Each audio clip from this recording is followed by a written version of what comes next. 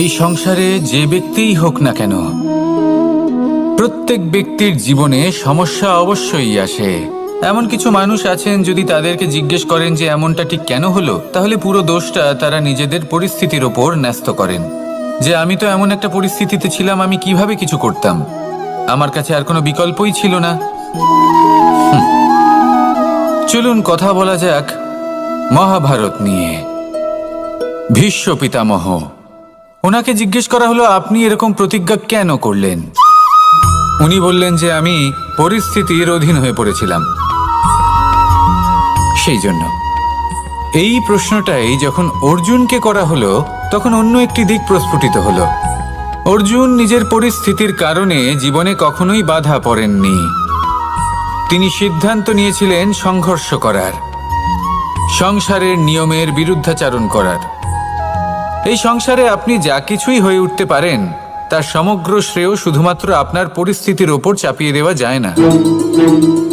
সেটা নির্বাচনের উপর নির্ভরশীল, যে সেই পরিস্থিতিতে আপনি কি নির্বাচন করেছেন। যদি সেই মুহূর্তে ভীষ্ম পিতামহ স্থিরতার সিদ্ধান্ত নিতেন, বিশ্লেষণ করার সিদ্ধান্ত নিতেন যে কি উচিত কি অনুচিত, কারা ধর্মের পক্ষে কারা ধর্মের বিপক্ষে, যদি শুধুমাত্র অস্ত্র হাতে ধৃতরাষ্ট্র এবং দুর্যোধনের বিরোধিতা করতেন, যদি শুধু এটুকু করতেন, তাহলে মহাভারতের মতো মহাযুদ্ধ কখনোই হতো না। সমস্যা সবার জীবনেই আসে, কঠিন পরিস্থিতিও সকলের জীবনে আসে। সেই ব্যক্তি এগিয়ে যেতে পারেন যিনি শ্রেষ্ঠ নির্বাচন করার ক্ষমতা রাখেন।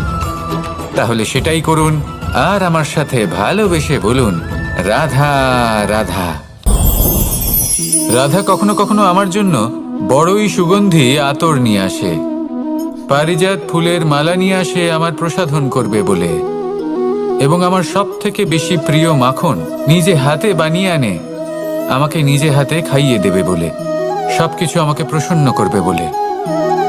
কিন্তু আপনি কখনো ভেবেছেন যে এই আতর কিভাবে বানানো হয়? সহস্র ফুলের পাপড়ি একসাথে পিষে নিতে হয়, তারপরে তার থেকে যে রস নিঃসৃত হয়, সেই রস দ্বারাই আতর তৈরি হয়। অনেক সংখ্যক ফুলকে অসীম যন্ত্রণা ভোগ করতে হয়, তবে তারা আমার প্রসাধন সামগ্রী হয়ে উঠতে পারে। দুধ থেকে মাখন তৈরি করার জন্য কতটা পরিমাণ মন্থন সহ্য করতে হয় সেটা আপনি জানেন। ঠিক সেই রকমই হলো আমাদের জীবনও। বিপদও আসে, কঠিন পরিস্থিতিও আসে, এর সম্মুখীন হতে শিখুন। মনে রাখবেন, আপনি হলেন সেই দুধ যাকে মন্থন সহ্য করতে হবে মাখন হয়ে ওঠার জন্য। মনে রাখবেন, আপনি হলেন সেই ফুলের মতন যাদের পিষ্ট হতে হবে সুগন্ধি আতর হয়ে ওঠার জন্য, যাকে এই সংসার পছন্দ করে। কখনো কখনো জীবনে আপনার সাথে খারাপ শুধুমাত্র এই কারণে ঘটে যাতে আপনার শ্রেষ্ঠ রূপ এই সংসারের সামনে আসতে পারে। শুধুমাত্র কঠিন পরিস্থিতি এবং বিপদকে একটা সুযোগ হিসেবে দেখার চেষ্টা করুন। আপনার জন্য এই সংসার বদলে যাবে, সংসারকে দেখার দৃষ্টিভঙ্গি পাল্টে যাবে, আপনার ভাগ্য পাল্টে যাবে, আর এই মন প্রসন্ন হয়ে বলবে রাধা রাধা। জীবনে অনেক সময় আমরা এটা দেখে থাকি যে আগামী প্রজন্ম সেই কাজটি করে যেটা তার পূর্ববর্তী প্রজন্ম করে গেছেন। একটা উদাহরণ দিই, তাহলে দেখুন, একদিকে আছে মাতা পিতা যারা আজীবন সংঘর্ষ করেছেন ধন অর্জন করার জন্য, তারপর তারই সন্তান তার সাথে এই লড়াই করে তার থেকে সমস্ত সম্পত্তি ছিনিয়ে নিল। তারপরে যত সময় অতিবাহিত হয়, সেই সন্তানের সাথেও সেই একই ক্রিয়া ঘটতে থাকে। তার সন্তান তার সমস্ত সম্পত্তি ছিনিয়ে নেয়। তাহলে এমন কি সঞ্চয় করবেন যা পরবর্তী প্রজন্মকে দিয়ে যেতে পারেন, সেই বিষয়ে ভাবুন। ভেবে দেখুন, এই যে ধন সঞ্চয় আপনি করছেন, এর আসলে লাভ কি? অবশ্যই আবশ্যক, কিন্তু এটাই কি শুধু সবথেকে গুরুত্বপূর্ণ বিষয়, যেখানে আপনি জানেন যে আপনি এই সম্পত্তি ভোগ করতে পারবেন না, কারণ এই সমস্ত সম্পত্তি আপনাকে পরবর্তী প্রজন্মের হাতে সঁপে দিতে হবে। তাহলে ধন সঞ্চয় করুন, কিন্তু এমন একটা সম্পত্তি কেন সঞ্চয় করা উচিত নয় যার উপভোগও আপনি করতে পারবেন, পরবর্তী প্রজন্মকেও দিয়ে যেতে পারবেন, আর মতভেদও হবে না। এমন সম্পত্তি আছে, আর এই সম্পত্তি হলো প্রেম। যদি আপনার মনে কোনো কিছু সঞ্চয় করার বাসনা জেগে ওঠে, তাহলে প্রেম সঞ্চয় করুন। সেটা পরবর্তী প্রজন্মও পাবে এবং সেই প্রজন্ম ভবিষ্যতে ভালোবাসা ছড়াতে থাকবে। আর তখন এই মন সুপ্রসন্ন হয়ে বলবে, রাধা রাধা। জ্যোতিষ একটা বিদ্যা, এ হলো একটা বিজ্ঞান। যে নক্ষত্র দশায় আপনি জন্মগ্রহণ করেছেন, যে স্থানে আপনার জন্ম হয়েছে, এগুলো আপনার জীবনের দিশা স্থির করার ক্ষেত্রে গুরুত্বপূর্ণ ভূমিকা পালন করে। কিন্তু যে রাশিতে আপনি জন্ম নিয়েছেন আর আপনার যা নাম স্থির হয়েছে, সেটা আপনার ভবিষ্যৎ নির্ধারণ করবে তা আবশ্যক নয়। রা দিয়ে রাম এবং রা দিয়ে রাবণ, এই দুজনের রাশি সমান ছিল, কিন্তু একজন নিজের শক্তির দুর্ব্যবহার করলেন। স্বর্ণ লঙ্কার অধিপতি রাবণ, চতুর্দিকে বিজয়ী হওয়া সেই ব্যক্তি নিজের পতনের সম্মুখীন হলেন। শ্রীরাম রাবণকে বধ করলেন। শ্রীরাম, যিনি নিজের কর্ম দ্বারা, নিজের পরিশ্রম দ্বারা ঈশ্বর উপাধি লাভ করেছিলেন, 14 বছরের বনবাস ভোগ করলেন, আর যখন বিপদে পড়লেন তখনও নিজের রাজ্যের সাহায্য নিলেন না। বনের মধ্যে নিজে বানর এবং ভাল্লুকদের নিয়ে একটি সেনাবাহিনী গড়ে তুললেন এবং রাবণকে তার কুকর্মের শাস্তি দিলেন। তাই সর্বদা এটা মনে রাখবেন, আপনার খ্যাতি, আপনার ভবিষ্যৎ আপনার কর্ম নির্ধারণ করে, আপনার রাশি নয়। তাই সবসময় শ্রেষ্ঠ কর্ম করুন আর আমার সাথে ভালোবেসে বলুন, রাধা রাধা। আমাদের সকলের কাছে বৃক্ষ অত্যন্ত প্রিয়। আমরা সর্বদাই চাই এই বৃক্ষ যেন সবুজ থাকে, ফুলে ফলে ভরে থাকে, আমাদের ছায়া প্রদান করে, তা যেন সুস্থ থাকে, আমাদের ফল প্রদান করে। আর সেই জন্য আমরা প্রতিদিন সেই বৃক্ষকে জল প্রদান করি। কিন্তু কখনো ভেবে দেখেছেন যে জল তো আমরা বৃক্ষের গোড়ায় দিই, তারপরেও এই জল সেই বৃক্ষের প্রত্যেকটি পাতায় ঠিক পৌঁছে যায়? এটা কিভাবে সম্ভব? কিছুটা এরকমই হলো আমাদের কর্ম। যদি এই পৃথিবীতে থেকে শুদ্ধ মনে সৎকর্ম করেন, এই কর্ম সোজা ঈশ্বরের কাছে গিয়ে পৌঁছয়। যদি শ্রদ্ধাভাব নিয়ে সমর্পিত হয়ে শুদ্ধ চিত্তে আপনি কাউকে সেবা করেন, তা সে মাতা পিতাই হোক, পরিবার হোক, গুরু হোক, পশুপক্ষী হোক বা সমাজ হোক, তাহলে সেটা সোজা ঈশ্বরের চরণে সমর্পিত হয়। সবসময় সবসময় শুদ্ধ চিত্তে সমর্পিত হয়ে এবং মনে শ্রদ্ধা ভাব নিয়ে কর্ম করুন। ঈশ্বর নিজে থেকেই এর ফল আপনাকে প্রদান করবেন। আসুন আমার সাথে ভালোবেসে বলুন, রাধা রাধা। আশা এবং বিশ্বাস মানুষের জীবনের দুই অমূল্য স্তম্ভ। এটাই হলো ঢাল এবং এটাই হলো অস্ত্র। এটাই আমাদের রক্ষা করে এবং এটাই আমাদের জীবনের পথ প্রশস্ত করে। কিন্তু ছোট একটা সমস্যা আছে। এবার যদি আপনি বটবৃক্ষের থেকে এই আশা রাখেন যে এ আমাকে ফল দেবে, তাহলে সেই আশা ভঙ্গ হওয়াই স্বাভাবিক। আর যদি আপনি বিশ্বাস করেন যে খেজুর গাছ আপনাকে ছায়া প্রদান করবে, তাহলে সেই বিশ্বাসও অবশ্যই ভঙ্গ হবে। তাহলে কি করা উচিত? চোখ বন্ধ করে যে কাউকে বিশ্বাস করার আগে বা যে কারোর থেকে আশা রাখার আগে নির্বাচন করুন যে কার ওপর বিশ্বাস রাখতে চান, কার ওপর আশা রাখতে চান। তবে আমি তো বলবো যে বিশ্বাস করতে হলে নিজের ওপর করুন, যে এই সংসারে এমন কোনো কাজ নেই যা আপনি করতে পারেন না। আর শুধু কর্ম করতে থাকুন আর ভরসা রাখুন ঈশ্বরের ওপর, যে উনি আপনার কর্ম দেখবেন আর আপনাকে আপনার কর্মফল অবশ্যই দেবেন, আপনাকে সাফল্য দেবেন। যদি আপনার বিশ্বাস অটল হয়, নিরন্তর পরিশ্রম করেন, তাহলে ঈশ্বর কখনোই আপনার আশা ভঙ্গ হতে দেবেন না। আসুন আর আমার সাথে ভালোবেসে বলুন, রাধা রাধা। যখন মানুষের মৃত্যু হয় তখন কি হয়? অনেক সংখ্যক মানুষ শোক পালন করতে চলে আসেন, যে ব্যক্তি মৃত্যু লাভ করেছেন তার অনেক বস্তু থাকে যেগুলো তার প্রিয়, যেগুলো তিনি ব্যবহার করেছেন। তার শয্যা, তার বস্ত্র, তার আভূষণ সবকিছু তার থেকে বিচ্ছিন্ন করা হয় এবং খালি হাতে তাকে শ্মশানের উদ্দেশ্যে রওনা করা হয়। আমি আপনাকে এই প্রশ্ন করতে চাই, আপনি এই সংসারে কি অর্জন করেছেন? ধন সম্পত্তি, বস্ত্র, আভূষণ, এই সব কিছু যে আপনি অর্জন করেছেন, আপনার মৃত্যুর পরে তা আপনার থেকে দূর হয়ে যাবে। এর উত্তর হলো একটাই, আপনার কর্ম। শুধু সেটাই আছে যা একান্ত আপনার, আর শুধু সেটাই এই সংসার থেকে চলে যাওয়ার পরেও সংসারেই জীবিত থাকবে। যদি আপনি দুষ্কর্ম করেন তাহলে এই সংসার আপনাকে একটি অনুচিত উদাহরণ হিসেবে মনে রাখবে যে এই ব্যক্তি খুব পাপী ছিল, অনুচিত কর্ম করতেন। যে পথে তিনি চলেছেন সেই পথে কারোর চলা উচিত নয়। সেখানেই যদি আপনি সৎকর্ম করেন তাহলে সংসার চিরকাল এটাই বলবে যে খুব ভালো মানুষ ছিলেন, সবাইকে ভালোবাসতেন, সবাইকে সাহায্য করতেন, আমার খুব প্রিয় মানুষ ছিলেন। এটাই হলো শ্রেষ্ঠ কর্ম।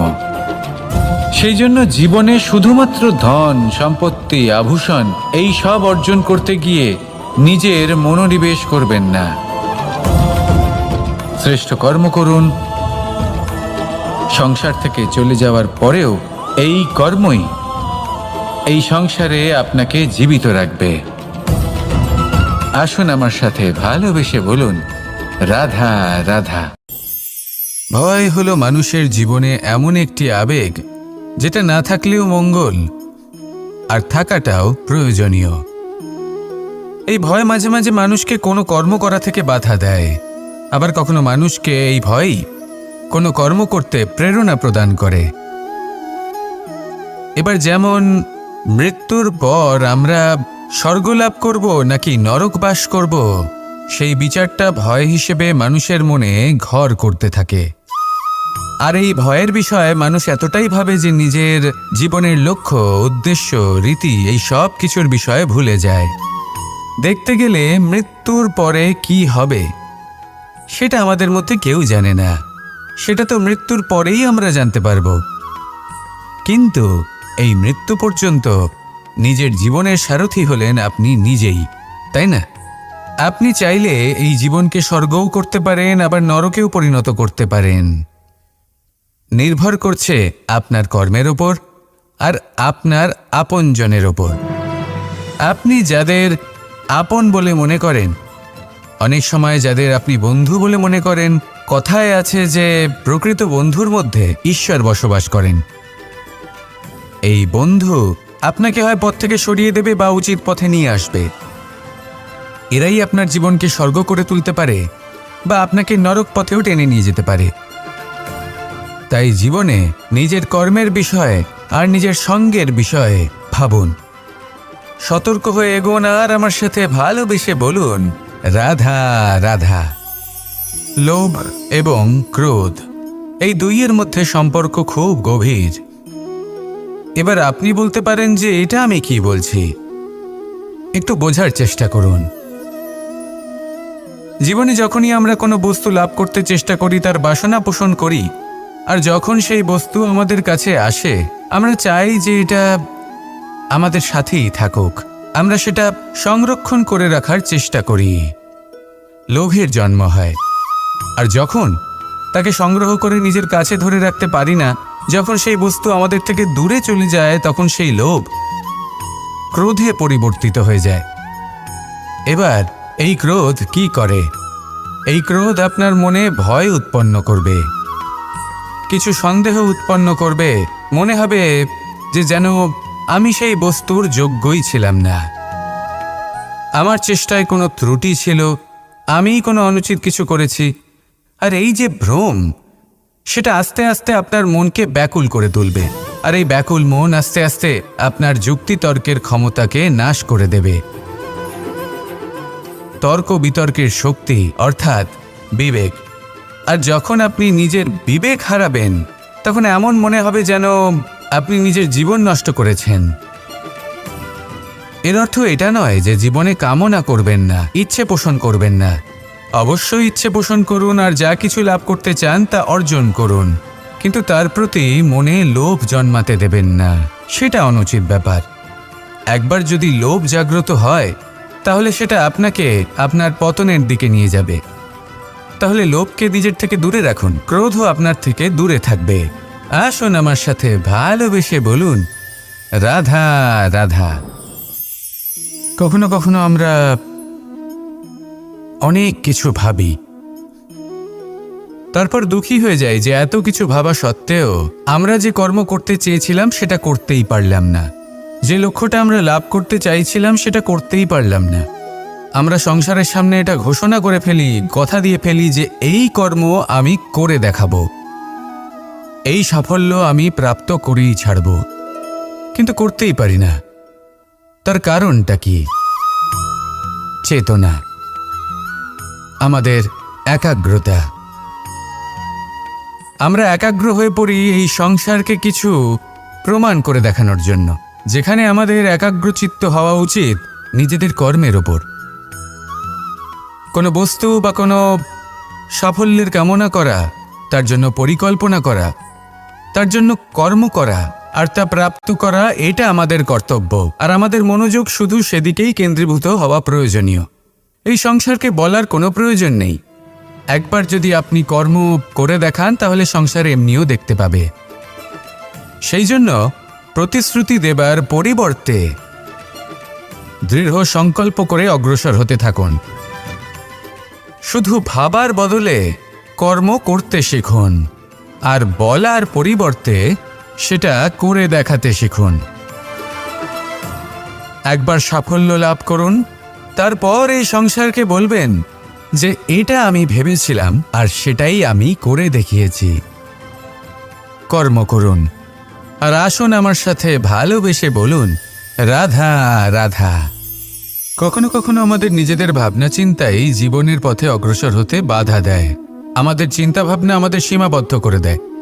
আমরা প্রত্যেক দিন পরিশ্রম করি, কিছু দেখি, কিছু লাভ করি, কোনো একটা স্থানে পৌঁছই, আর একটা সময় পরে মনে কেমন যেন একটা ভাবনা উৎপন্ন হয় যে আর কত দেখব, এত কিছু তো দেখে নিলাম, এত কিছু তো লাভ করলাম, এত সাফল্য অর্জন করলাম, আর কত লাভ করব।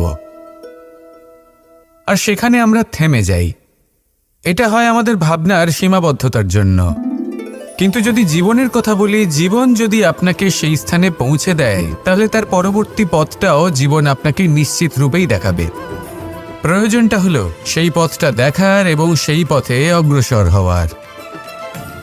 আর যেটা আমাদের জীবনযাত্রার সাথে হয় সেটা জীবনের সাথে এবং আত্মার সাথেও হয়ে থাকে।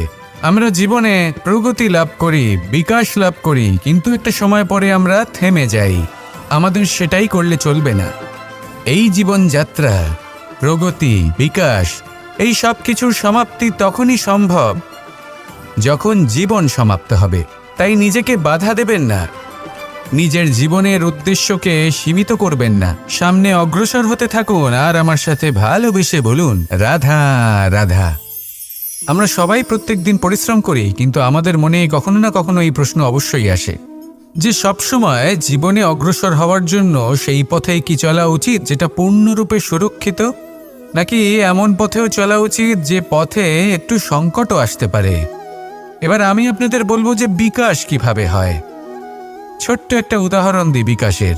আমরা ছোটবেলায় কিভাবে হাঁটতে শিখি। যখন আমরা শিশু অবস্থায় থাকি তখন আমরা একটি পা মাটিতে রাখি, দ্বিতীয় পাটি আমরা শূন্যে উত্তোলিত করি, তারপর সেই পা আমরা আবার মাটিতে রাখি আর তার ওপর ভিত্তি করে আমরা আবার অন্য পাটা ফেলি। ঠিক এভাবেই আমরা হাঁটতে শিখে যাই। এবার এক্ষেত্রেও আমরা ছোট্ট একটা ঝুঁকি নিই, আর সেটা হলো যে আমরা পাটি শূন্যে উত্তোলিত করেছি। এতে বিপদ হলো এটাই যে আমরা ভুল করে নিজের ভারসাম্য হারাতে পারি, পড়ে যেতে পারি। অনেকবার পড়েও যাই, কিন্তু তারপরে কি হয়, আমরা আবার উঠে দাঁড়াই আর চলতে শুরু করে দিই। আর ঠিক এভাবেই আমরা হাঁটতে শিখে যাই। এমন জীবনেও হয়। জীবনেও এইভাবেই কর্ম করতে থাকুন। এমন কিছু কর্ম করলেন যার ফলে বিপদ আসতেই পারে, পরাজয় হতেই পারে, কিন্তু সেটা পার করলেই বিকাশ সম্ভব। তাই কর্ম করতে থাকুন আর আমার সাথে ভালোবেসে বলুন রাধা রাধা। মানুষের জীবনে যখনই কোনো বিপদ আসে, মানুষ নিজের আশেপাশে দেখে, অন্য কাউকে খোঁজে, ভাবে কেউ এসে তাকে সাহায্য করবে। সে আশা করে যে কোনো ব্যক্তি এসে তার হাত ধরবে আর সেই বিপদ থেকে তাকে মুক্তি দেবে। কিন্তু প্রকৃতি আমাদের এই শিক্ষা দেয় না। কখনো কোনো পাখিকে দেখবেন, একটা পাখি যখনই কোনো ঝড় আসে কি করে? একটা ঝড় এসে তার বাসা ভেঙে দিয়ে যায়, তার বাসা নষ্ট করে দিয়ে যায়। সেই পাখি কিন্তু অপেক্ষা করে না যে কে তাকে এসে সাহায্য করবে। সে কখনো আশা করে না যে কেউ এসে তাকে আশ্রয় দেবে। সে নিজেই কর্ম করে, একটা একটা করে খড়কুটো সে আবার জড়ো করে আর নিজের বাসা পুনর্নির্মাণ করে। প্রকৃতি আমাদের এটাই শেখায় যে আমরা নিজেরাই প্রত্যেকটা সমস্যার সম্মুখীন হতে পারি, কারণ ঝড় অর্থাৎ সংকট আমাদের সবার জীবনেই আসবে। তার সম্মুখীন হতে হবে আমাদের, আর সেটাও নিজেদের শক্তি দ্বারাই। তার সম্মুখীন হওয়ার সময় নিজেদের সংযত করে রাখতে হবে, আর তার জন্য নিজের ওপর বিশ্বাস রাখা আবশ্যক। আর এই কথাটা বোঝাও আবশ্যক যে যত বড়ই সংকট আসুক না কেন, তার সাথে লড়াই করার মতো যে শক্তি প্রয়োজন, সেই শক্তি আমাদের মনেই নিহিত। শুধু সেই শক্তি খুঁজে নিন আর সেই বিপদের সম্মুখীন হন। এই সংসারের কোনো বিপদ আপনাকে বাধা দিতে পারবে না। আসুন আমার সাথে ভালোবেসে বলুন রাধা রাধা।